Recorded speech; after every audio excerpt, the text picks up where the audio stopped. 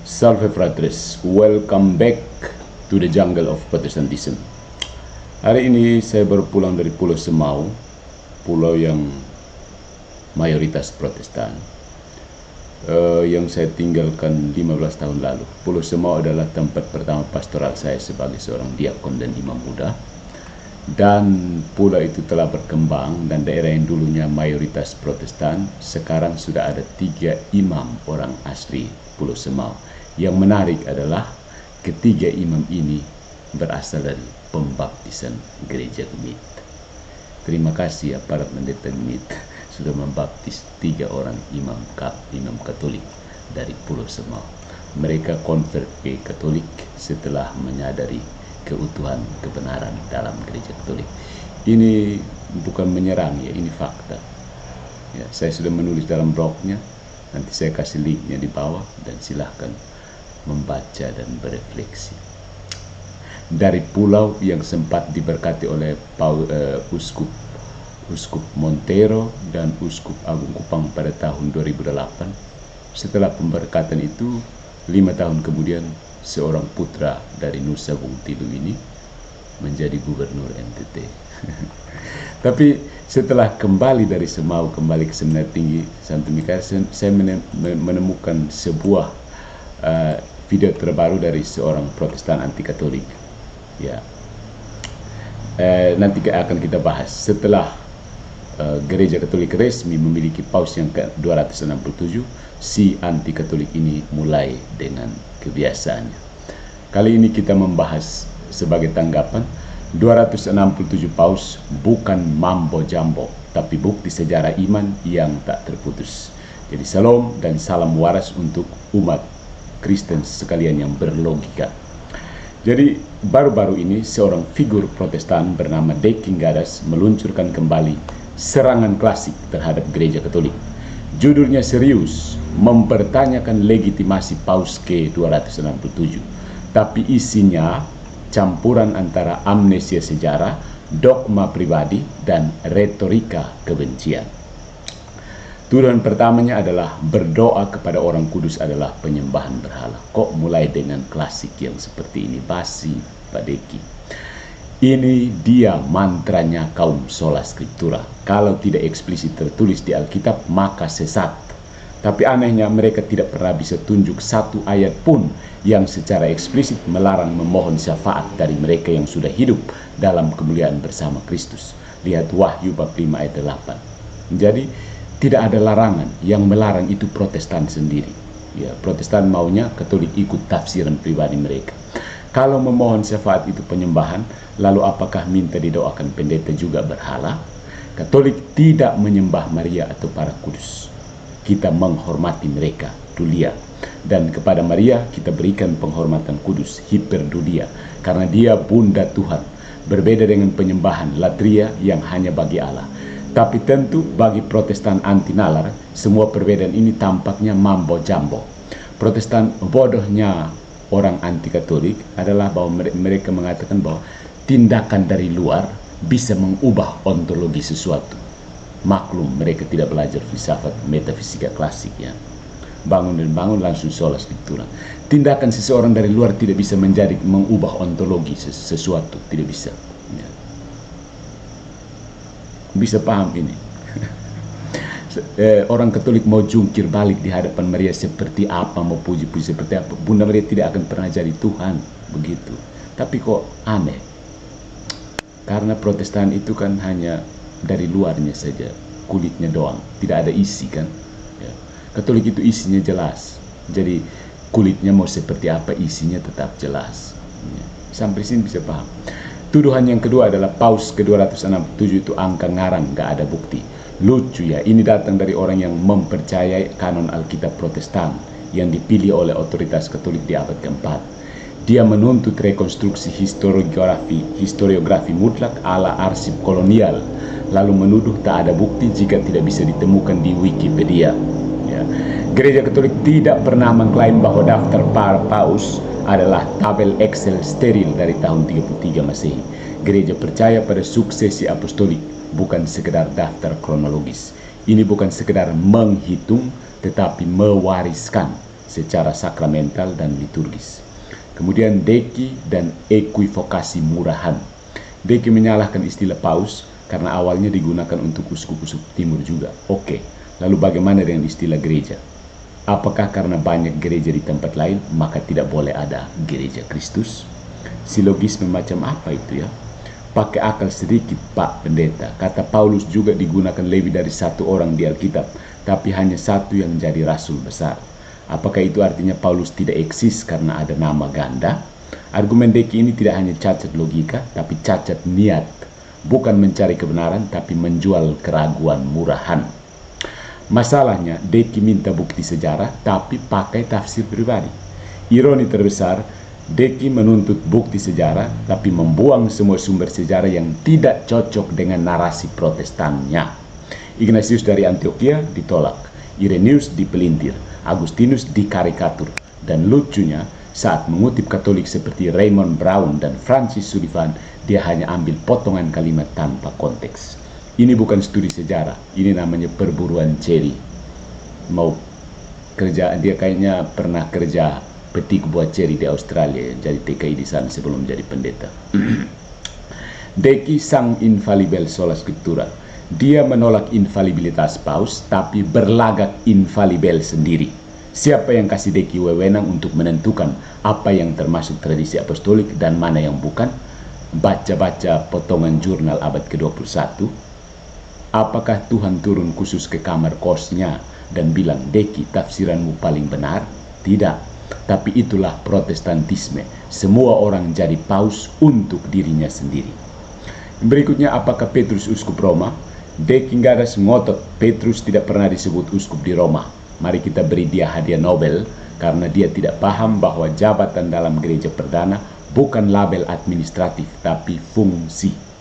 Petrus memang tidak menyebut dirinya uskup, sama seperti Yesus tidak menyebut dirinya Trinitas, tapi realitasnya tetap ada. Irenaeus mencatat suksesi dari Petrus ke Linus, dan gereja Roma diakui oleh para bapak gereja sebagai yang memimpin dalam kasih dan ajaran ortodoks. Kemudian ada tuduhan gereja Katolik merusak kesatuan. Pak Deki bilang skisma itu karena haus kekuasaan uskup Roma. Sayangnya, dia lupa bahwa semua konsili ekumenis awal diakui oleh gereja Roma. Ketika Timur mulai menolak konsili dan otoritas Roma, barulah terjadi pemisahan. Jadi siapa yang merusak? Yang menolak kesatuan, bukan yang menjaga tradisi. Kalau menjaga keutuhan iman apostolik dianggap diktator, ya sudah. Mungkin Yesus juga diktator karena tidak menawarkan versi Injil lain kepada para rasul. Jadi kebenaran tidak perlu minta maaf ya. Gereja Katolik memiliki Paus ke-267. Itu bukan karena kita menang klaim, tapi karena kita satu-satunya yang menjaga garis historis, liturgis, dan teologis dari Petrus hingga sekarang. Itu bukan statistik, itu warisan. Bagi yang tidak bisa menerima itu, kami sarankan buatlah gereja sendiri lagi, beri nama unik, cetak Alkitab sendiri, dan tunggu giliran jadi nabi di YouTube. Sementara itu kami akan terus berkata, ubi Petrus, ibi Ecclesia. Di mana Petrus, di situ gereja. Ya, jadi itu tanggapan terhadap Deki. Tapi saya mau mengajak kita melihat apa saja asumsi dan kesalahan logis dari para anti Katolik pada umumnya ya, yang diwakili oleh Deki Gadas ini. Nah, yang pertama mari kita lihat kesalahan asumsi. Asumsi bahwa berdoa kepada orang kudus itu sama dengan penyembahan berhala. Berdoa kepada orang kudus sama dengan penyembahan berhala. Kayaknya bodoh ya. Deki menyamakan berdoa kepada Maria dan para kudus dengan penyembahan berhala. Ini adalah kesalahan asumsi mendasar yang mengabaikan perbedaan. Kita ulang terus-terus, latria, dulia, dan hiperdulia. Protestan memang tidak tahu karena tidak punya latria, saya sudah bilang. Kalian itu berdulia kepada Tuhan Yesus. Camkan. Protestan itu berdulia kepada Tuhan Yesus. Meskipun kamu bilang menyembah, tapi kamu itu hanya kumpul di gereja, nyanyi-nyanyi, puji-puji Tuhan Yesus, itu kan dulia terhadap Tuhan Yesus. Bahkan pendetanya kemudian naik ke depan dan paksakan tafsiran pribadinya kepada kalian. Penyembahan berhala itu sebenarnya Protestan, Pak Deki. Coba pikir baik-baik. Saya sudah pernah angkat itu. Yang menyembah berhala itu Protestan, karena Liturgi tidak ditulis di Alkitab, sementara prinsip sola scriptura Anda buat sendiri aturan untuk hari Minggu, bukan? Menyembah Tuhan sesuai dengan kesepakatan manusia, itu namanya penyembahan berhala. Coba Deki bayangkan. Protestan itu menyembah berhala, camkan. Ya. Doa kepada para kudus adalah permohonan syafaat, bukan penyembahan. Menurut kitab suci, para kudus hidup bersama Allah. Lihat Wahyu 5:8 sampai 8 ayat 3. Dan praktik ini didasarkan pada partisipasi dalam tubuh Kristus. 1 Korintus bab 12 ayat 12 sampai 27 yang tidak terputus oleh kematian. Saya pikir Protestan tidak paham sampai sini, bodoh semua. Ya. Sampai detik ini, karena apa? Dasar filosofis nominalisme dari Protestan itu tidak ada koneksinya sama sekali dengan partisipasi. Jadi contohnya pendeta Dekingares itu bejat total. Yesus datang mati di kayu salib, lalu dia bangun dengan bejat totalnya masuk surga. Sampai di surga buat apa? Parkir doang. Jadi mau buat apa jadi Protestan? Bejat total, Yesus yang buat semua, kau tinggal enak saja masuk surga. Jadi memang banyak orang mau jadi Kristen versi Dekingares kan? Ya nanti hanya ambil Alkitab lalu tipu-tipu orang, tapi intinya mereka itu bejat total. Yesus buat sesuatu lalu dia masuk surga. Jadi Kristen seperti itu bagus. Jadi yang mau ikut Dekingares silakan. Yang kedua, asumsi bahwa Paus ke-267 sama dengan klaim fakta sejarah absolut. Gereja Katolik tidak pernah menyatakan daftar para paus sebagai rekonstruksi historiografi absolut dalam pengertian modern, melainkan sebagai suksesi apostolik iman dan pelayanan yang ditelusuri secara teologis dan liturgis, bukan hanya berdasarkan bukti dokumen linear. Asumsinya bahwa tidak ada bukti sejarah tertulis lengkap sama dengan tidak ada eksistensi historis adalah kekeliruan epistemologi modernis. Namanya argumentum ex silentio.